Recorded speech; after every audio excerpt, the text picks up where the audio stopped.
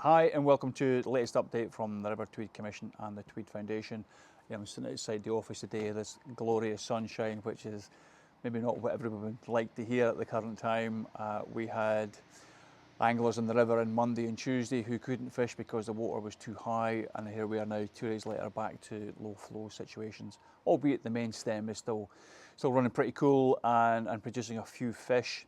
So we know that the Scottish Government had given us indication that when the water temperature reaches 20 degrees or above that we should consider not angling. We have invested in our website where we now have live data loggers which you can log on and review that temperature in the river and just track some of those changes.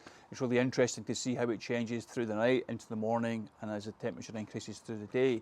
So I'd advise you to, or encourage you rather, to go and have a look and see if it makes a change to your decision whether to fish or not. If there is critical temperature mass, if it reaches above 20 degrees, the Commission will send out notification and again anglers are asked to abide that.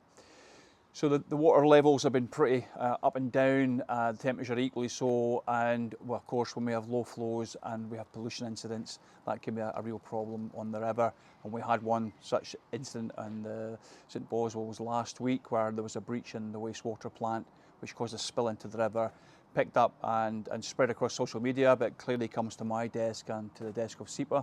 So thankfully that action was taken around that, but just again urge anyone who sees or suspects there's a breach of wastewater or perhaps a septic tank overfill and then flowing into the river to report it directly to SEPA, to get an incident number and a callback request to ensure that there is follow-up action.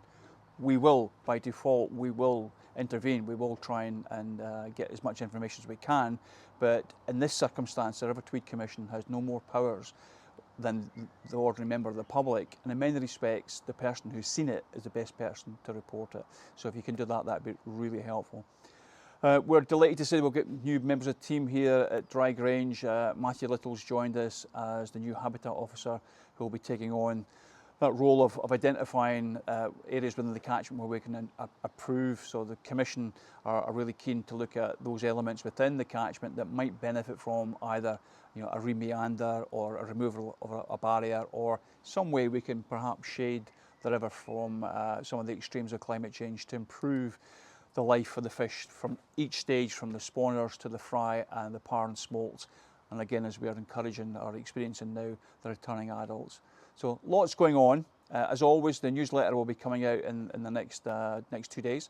And again, on the website, up-to-date information. Particularly encourage you to look at that temperature network and to see some of those impacts on the river over a 24 or 48 hour period.